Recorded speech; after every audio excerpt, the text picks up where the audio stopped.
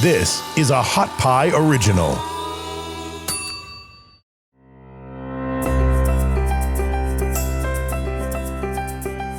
Hi, this is Pat Pearson, and you're listening to a podcast called Stop Self-Sabotage, brought to you by Hot Pie Media.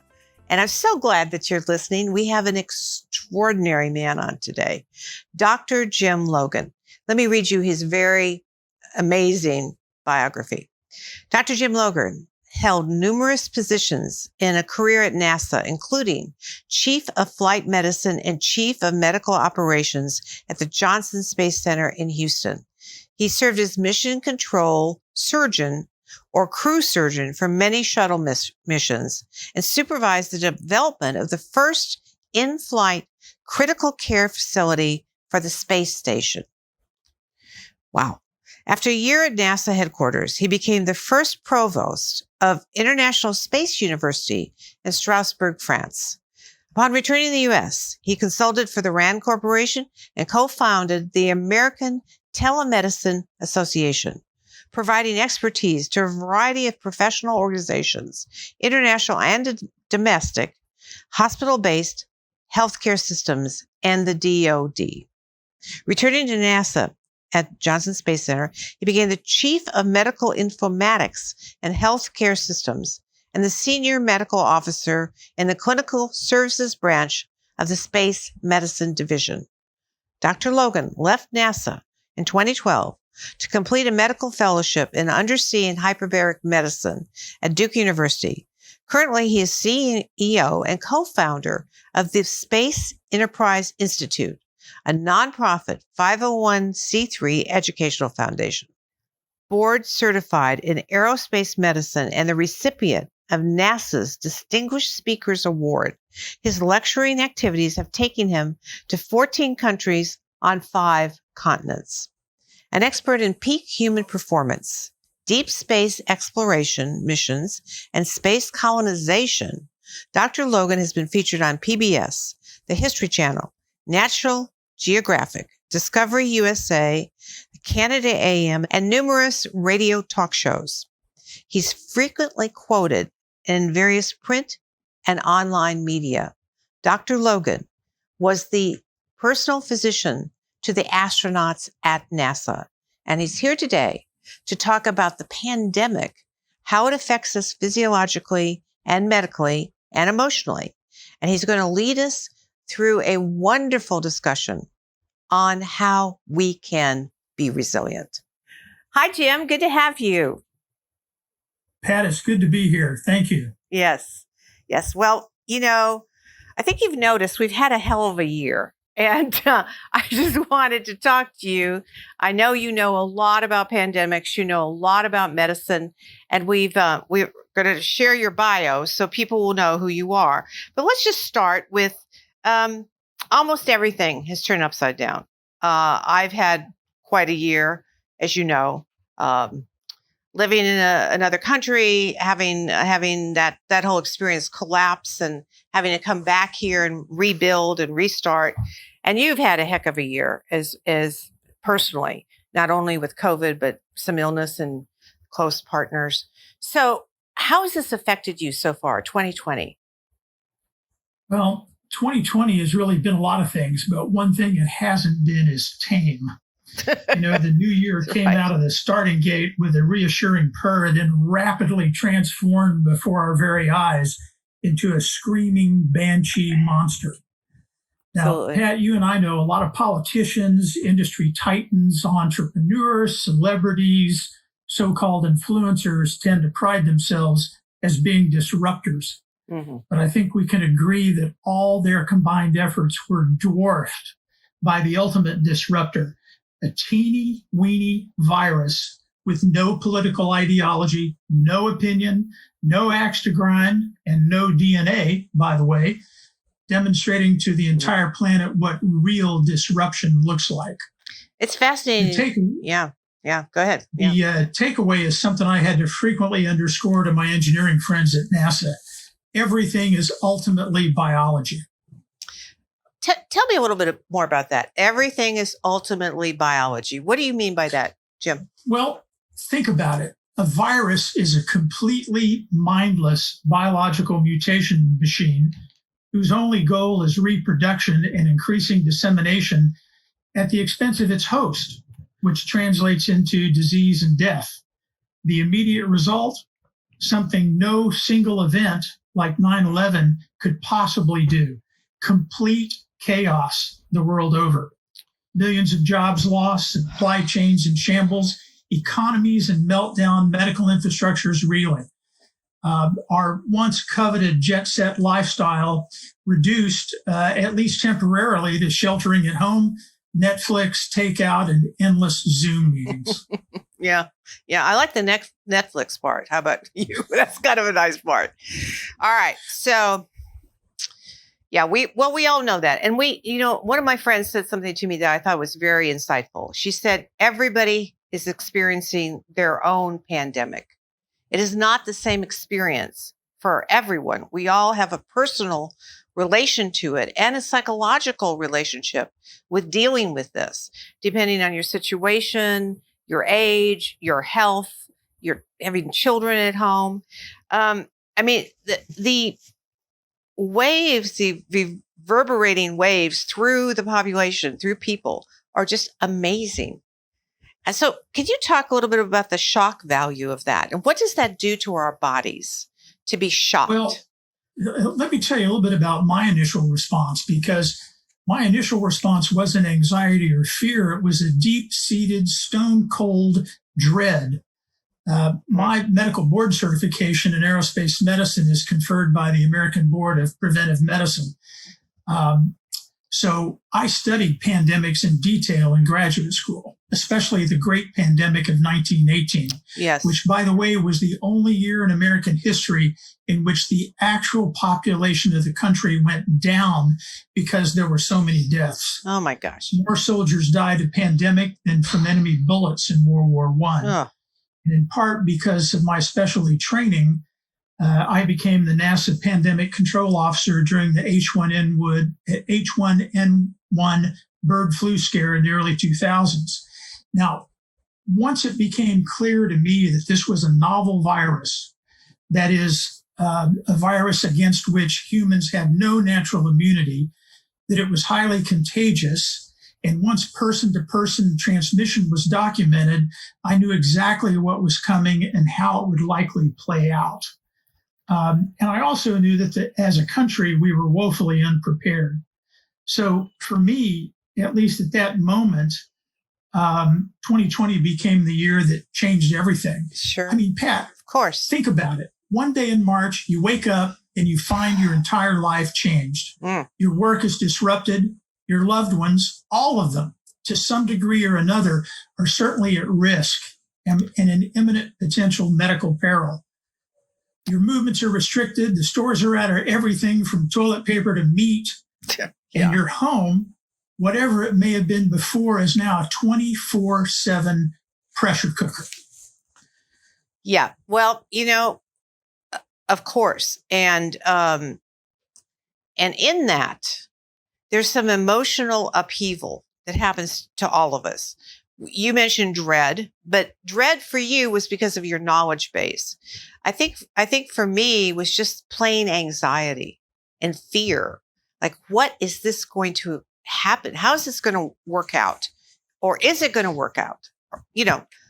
So how would, as a physician, as the man who worked with the astronauts on their probably anxiety and fear, I mean, how could you be strapped into a rocket and not have a little concern? Is this thing going to go or not?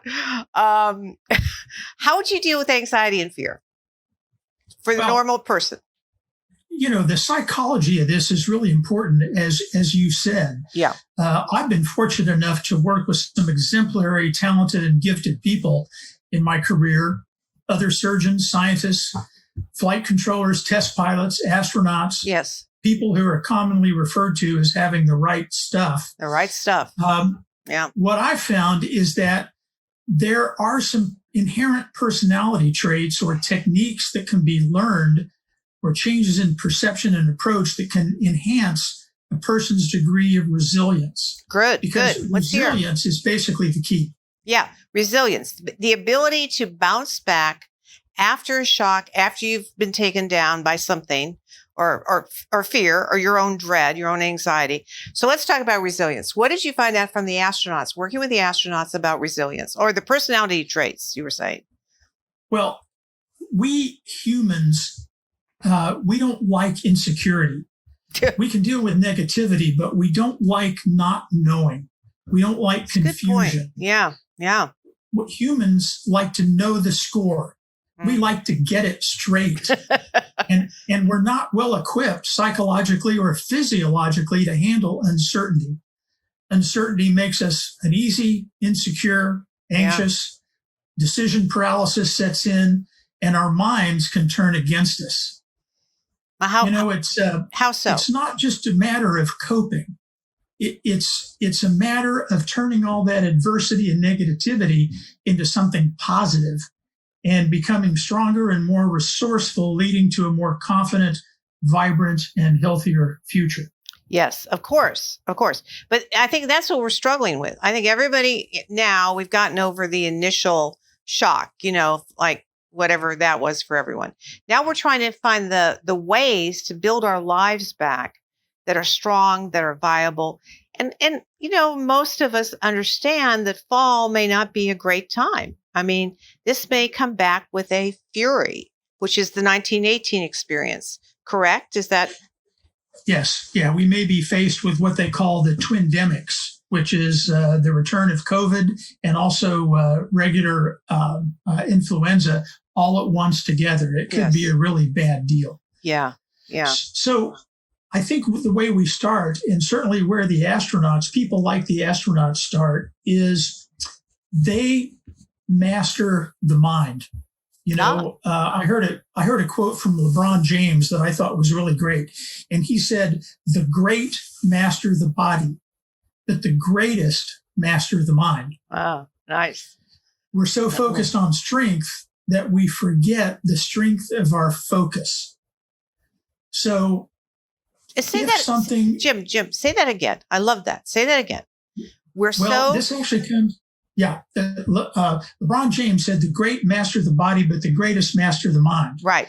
And he went on to say, we're so focused on strength that we forget the strength of our focus. Oh, nice. That is a really good way to look at it. It really is. So these things that happen to us, we can either respond to them as a threat or as a challenge. Mm-hmm. If we respond as a threat, it evokes fear, a kind of a siege mentality. Yes. And you react to that physiologically. Yes. And your physiology becomes inefficient. Your decision-making is impaired. What is really interesting is in the long term, viewing difficult episodes as an unmanageable threat brings about physiological changes that are associated with brain aging. Oh. But when you see things as a challenge, something that you're able to rise to and overcome, the heart becomes more efficient, the blood vessels expand, and you're more effective and productive. That's a very interesting statement. Let me just sculpt that a little bit from my perspective, and that is that working with people and their minds. Okay, what I found is that physiologically, fear, anxiety. I'm putting those in the same category right now. It's the same physiological response as excitement. So that you're up, you're kind of, you could be, happy birthday, or you could be rat, something. I mean, it is the same energetic, you're breathing shallow, you're kind of going up in your energy. And that the only difference truly between anxiety or excitement is prediction of outcome. If I predict a negative outcome, I'm going to feel fear or anxiety. If I predict a positive outcome, I'm going to feel excitement. So let me put that in another way. The choice is you choose to either be a victim or you choose to be in control. If you're in control, the outcome is likely going to be better. If you choose to be a victim of external events, you become helpless. You become, you have an inability of controlling your own destiny. Mm-hmm. And humans just don't do well with that at all. Yes. Yes. Yeah. And whether or not, I mean, you could debate whether or not you can control it, but the idea that you have some control is enough to give you the edge of resilience, survival, turning it to excitement rather than converting it into fear. You know, I tell myself that every time I'm doing a new situation, like when I came in to start this podcast, you know, my little heart was just beating away and I was like, ah! And I'm going, okay, take a breath, predict a positive outcome. It's going to be fine. You know, I can do this. And my favorite phrase from Susan Jeffers, who wrote a book called Feel the Fear and Do It Anyway. Great book. Was that what we really fear as human beings is that we can't handle it. Whatever it is, the new relationship, the new health regime, trying to find a new career, having your kids at home. Well, maybe you can't handle that. I don't know. That may be real. But we predict, you know, we get into a mental spiel. And if we're saying we can't handle it, we make ourselves right. There is a need in the human consciousness, I think, to be right. And yes. Even if what you're doing is wrong, you want to feel right about it, you know. Well, let's talk about fear just a little bit, because fear is an important emotion, but you can't let it run away with you. Right. I'm a big fan of quotes because I think quotes are they're like haiku. They distill an important concept down to a few words. And my favorite quote about fear is from the science fiction novel Dune. So I'm gonna share this quote. I think it's very powerful. I've used it many times myself, so I know it works. And so it's fairly short. And the quote is, this is from a character. This is from the chief character in the novel. Right. I must not fear. Fear is the mind killer, the little death that brings total obliteration. I will face my fear. I will permit it to pass over me and through me. And when it is past, I will turn the inner eye to see its path. Where the fear has gone, there will be nothing. Only I will remain. Perfect. I think that's a great quote to empower somebody. It is. But also give them permission to feel fear and let it pass over them just like a wave. Right. Well, and the point of the book is, you know, feel the fear and do it anyway. I mean, if you let fear control you, none of us would ever have learned to drive a car. We never would have learned to swim. We never would have learned to ride a bike. I mean, those are all fearful things for kids, you know, and, swimming is still fearful for me. So it's just like, but I do it anyway, you know? And so that's really, I think, the choice. You know, courage isn't in the act, isn't in staying in fear. It's taking the step towards your personal freedom. And I love the definition of courage. It's from the French, coeur, for heart. It's about being full of heart.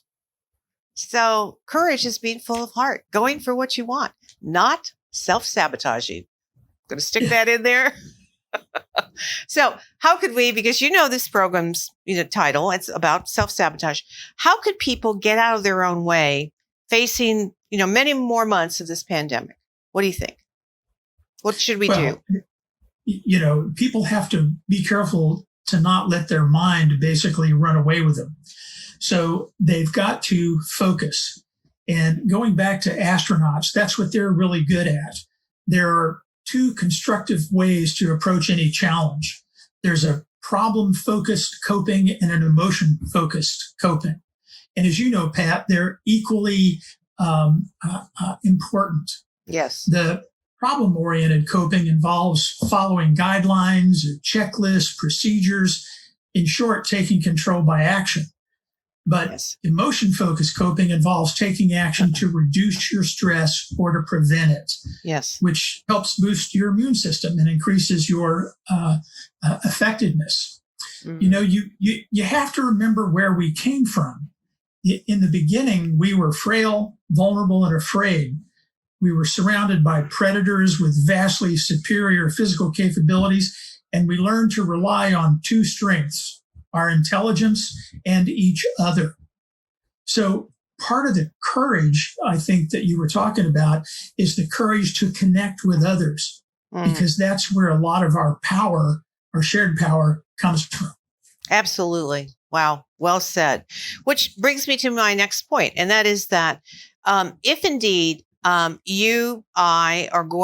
all going to go through these next several months, how do we create our tribe? Because we can't do it alone. Okay. I don't want to stay in my little house in Palm Desert, California by myself and ride out this pandemic. I want to have my tribe. Now, I would really prefer those people to be healthy and, not put me at risk. But so And functional. Yes. And then how do we do that? How do we create a tribe of connected individuals to help us through these coming months? Well, let me put that in kind of aerospace parlance. What you're really talking about is who is going to be your crew. Yes. Because your crew is who you're going to ride this thing out with. Yes. Right? Yeah. So the crew needs to be capable. And the crew needs to work together. An interesting story, you'll love this, Pat. In China, after they shut down Wuhan, and they really enforced it. I mean, the Chinese government enforced the medical lockdown. Yes. But this past March, when things started to ease up and life started emerging, from the places that people locked down, the first thing that happened was a massive increase in the application for divorces. Well, I'm not sure if I like that. You have to get right with your crew. Yes. Your crew is everything. Mm-hmm. And as a friend of mine once told me, you got to keep your children busy or they'll keep you busy. Yes, exactly. Yeah. I'm glad I don't have the one going on. But okay, so you've got to have a healthy tribe and a healthy crew, as you were saying. So how do you assess that? I mean, are you asking people to take COVID tests before they come over? What do you do? Do you hug your friends that you haven't seen in a long time? Or should you keep your distance? I mean, there are legitimate questions here. Well, I think what you do with your intimate crew, the crew that you're basically hunkering down with, is, first of all, you all have to agree on what is the goal. And the goal is to make it through this tough time with the least amount of stress, the least amount of drama, the least amount of hassle. Yes. So everybody has to contribute. And you kind of learn to celebrate your differences. You all don't have to be the same. You don't have to have similar strengths. Where one person is weak, maybe another person is strong. That's how we select crews at NASA, is to basically select them so the whole crew is greater than the sum total of the parts. Yes. You're going for in psychology, the word is gestalt, which means whole. You're going for the whole pulling together. All right. So for my crew, I need to find someone who will clean and cook. That would be helpful. So I could eat and have a clean environment. I'm teasing. Okay. So back to NASA, stress. One of the things that I've always enjoyed when you're talking is about how the astronauts manage stress, that there was a adaptation process. Tell me about that. And then what happens when, they get too much. This is a part of human nature, actually, and even animals exhibit this same quality. Animals and humans are adaptation machines. So as you increase the stress level, animals will slowly adapt to the stress level. And as you increase the stress, they adapt even more. Right. But when the stress gets too high, they don't fail along the same slope. they fail catastrophically. Yes. Early in my career, we were doing work on air-to-air, simulated air-to-air combat maneuvers. And so a fighter pilot has to fly the plane, has to shoot the enemy down and to keep from getting shot down all the time while he's moving around the sky. If you throw stressors in there and things that are going wrong, eventually the pilot will just give up and just fail catastrophically. So you have to manage your stress level and keep it from getting to that point. One of the problem-focused coping mechanisms is to, for instance, follow checklists. And so I've been a big checklist person, and our astronauts are checklist people too. Can I tell you a quick story about John Young? Well, yeah, of course. Who? This was, I learned a lot from these guys. Now, keep in mind, I was a brand new flight surgeon, and we were able to qualify in the backseat of the T-38. So one of the first flights that I took was to ride with John Young. A T-38 is a two-seater supersonic jet fighter trainer. And so we were at altitude. Yeah. And John was talking about, what it was like to fly the shuttle. And I said, well, John, that must have been your most challenging landing. And he said, no. I said, well, really, what was that? And he said, my first night carrier landing on an aircraft carrier at night. Oh. And I said, oh, well, then the shuttle must have been your second one. John said, no, my second night carrier landing. So one of the things that really impressed me was John Young he stopped counting his hours in a T-38 at 8,000 hours. And yet when we were getting ready to initiate our descent profile, John whipped out his checklist and flipped it up there between the visor and the canopy and started reading off out loud the checklist. Sure. And he would say, such and such, check. Number 2, such and such, check. And I mentioned to him how impressed I was that he was doing that. Yes. But I wish I could get doctors to do that. And so John said, well, Doc, I went to college with you pre-med guys, and I know if you get 9 out of 10 right on a test, you get an A. But if I have 10 things on my checklist and the thing I forget to do is lower the landing gear, I don't get an A. Exactly. My goodness. Exactly.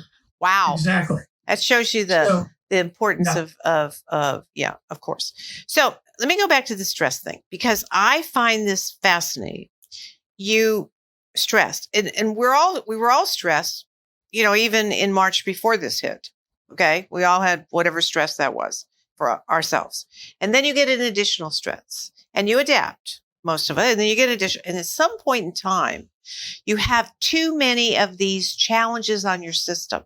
And I love what you say. You fail catastrophically. It is a quick, rapid, painful descent. And I think we're doing mental health, Hot Pie Media and myself with Stop Self-Sabotage. We're trying to help people understand that they're not bad or wrong if they're experiencing excessive stress-related problems, anxiety, depression, confusion, thinking, challenges in their relationships. So given all this, what are some, pull out your pad, give me a prescription for some stress releases. What should I do?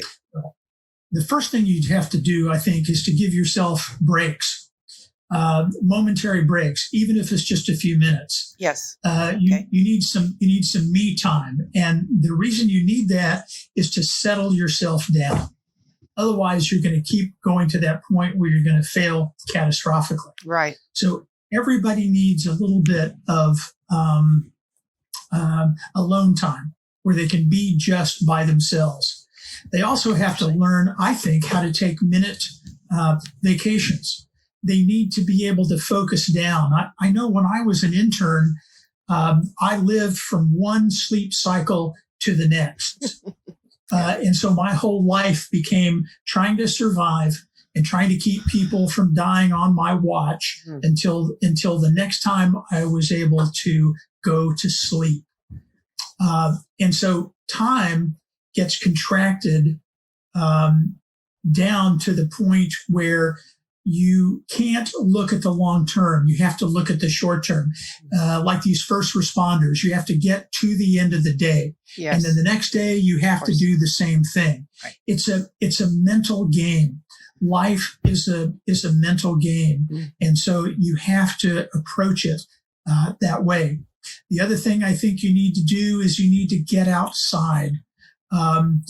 Scott Kelly, the NASA astronaut that spent almost a year in space, he said that's the thing he learned the most was the magic of getting outside because he couldn't get outside during the whole year. I was going to say, he didn't take a walk in outer space. So, I mean, there's no getting outside.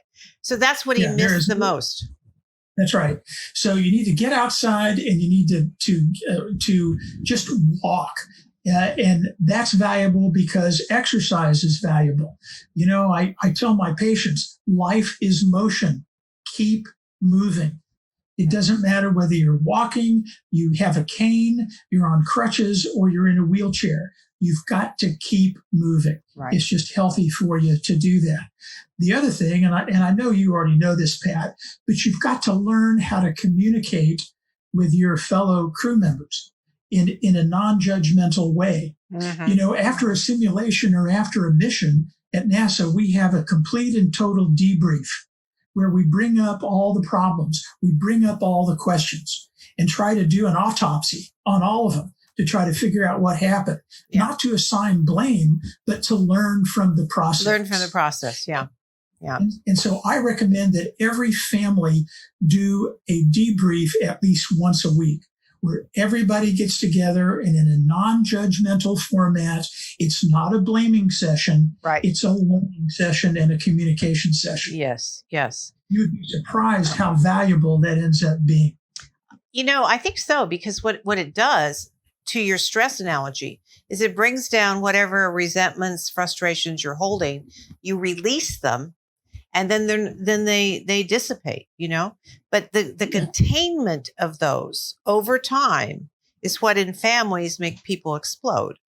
And, they have all kinds of reasons why they don't talk about them. But ultimately it comes down to they either don't want to hurt somebody's feelings or they don't want to get, in a big argument with someone.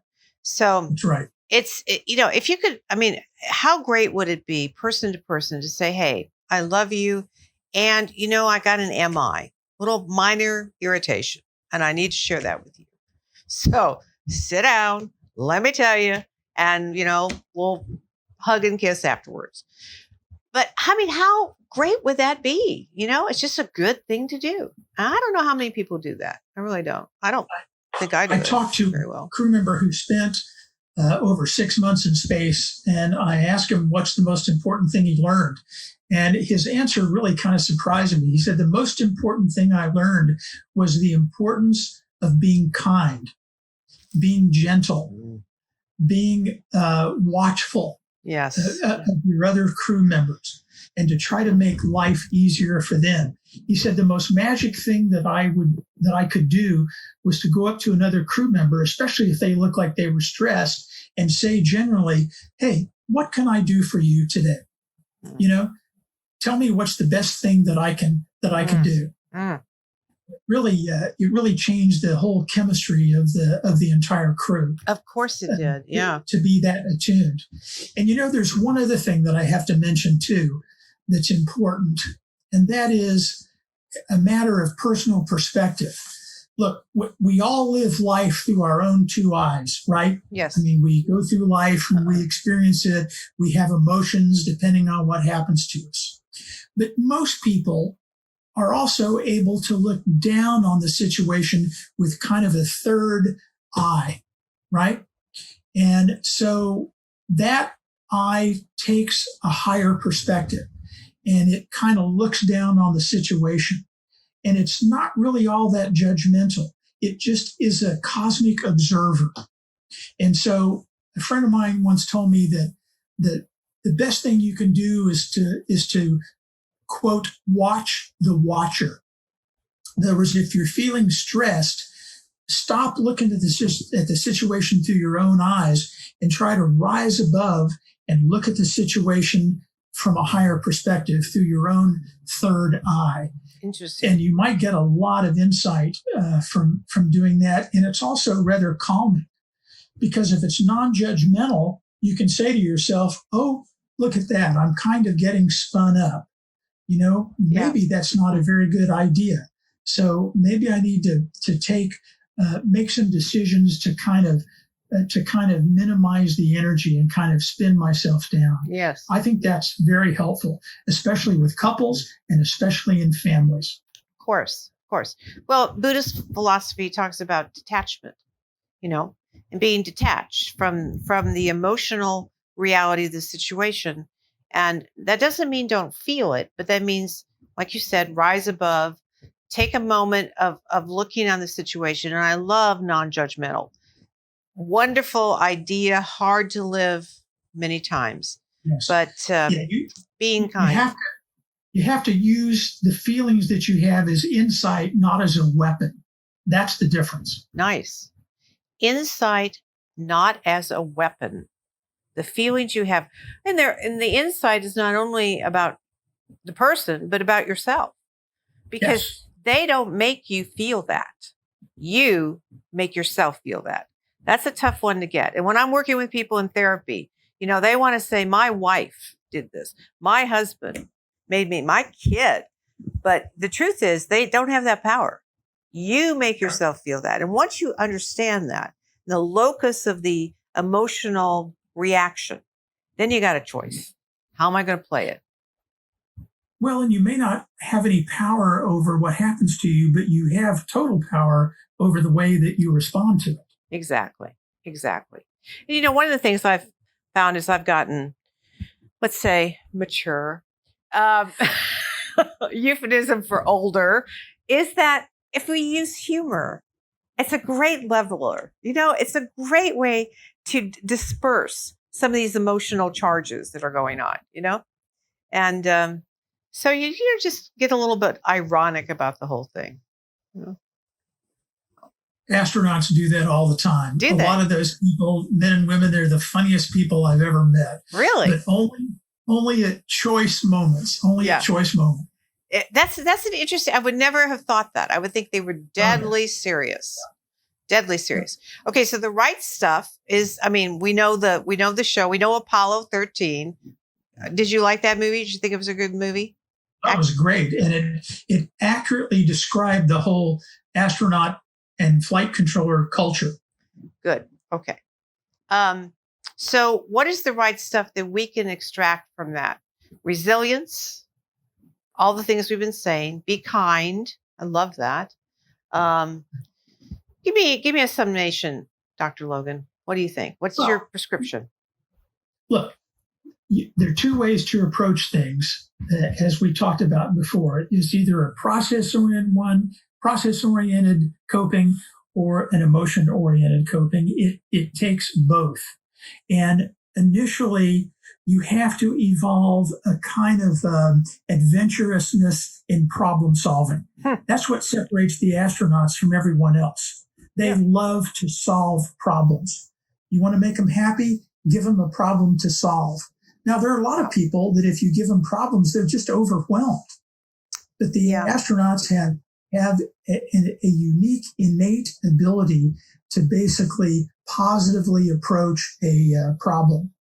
And then beyond that, it's a testament to their training. People are not born with the right stuff. The right stuff is made. Yes, you have to bring a certain skill set to the table, but otherwise it's a result of your training and a result of your experience. Yes. So that's the important thing to remember. Good. Yeah. The other thing, as you mentioned, is you have to be kind. You have to treat your crew members. You have to select your crew. You have to treat them with respect. That you have to honor them. You have to always be careful, just like John Young and his checklist. Space is an environment that's always trying to kill you. So you have to be each like decision a mall. has an implication. Yeah, like a mall. Going to a shopping mall. Same thing. It's always trying to kill you. No. Yeah. Silly. Yeah. Okay. Last words. Got anything? And you have to not sabotage yourself. So let's get back to the theme. Have you ever heard what the astronaut's prayer is? No. Have I ever told you what that is? No. Okay. So, and this is for real. Here these guys are, and they train for 5 years for a mission. And finally, the day comes to launch, and they're with their crew, and they're on the vehicle, they're on the launch pad, and they realize that they're sitting on top of a fully fueled vehicle that if it explodes, it's the equivalent of a 1 megaton bomb, and it was all made by the lowest bidder.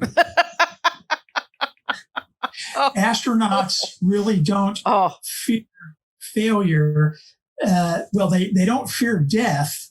They fear failure. So the astronaut's prayer is, right as the countdown is approaching 0, the astronaut's prayer is, "Dear Lord, don't let me screw up." Only they don't use that word. They use another word. Okay. I think, let's see. Let's think about what that word could be. Okay. I get it. All right. All right. Dr. Jim Logan, absolutely wonderful to have you. Thank you so much. Any parting words? That's it. I enjoyed being here. Good. Thank you very much. You have been wonderful. Thank you, Jim. This production comes to you through Hot Pie Media, and I'm so happy to be your host. See you next week. Thanks. Thanks for listening. You can find more episodes and all other Hot Pie Media originals baked fresh daily at our home on the web at hotpiemedia.com, the Hot Pie Media YouTube channel, or wherever you listen to podcasts.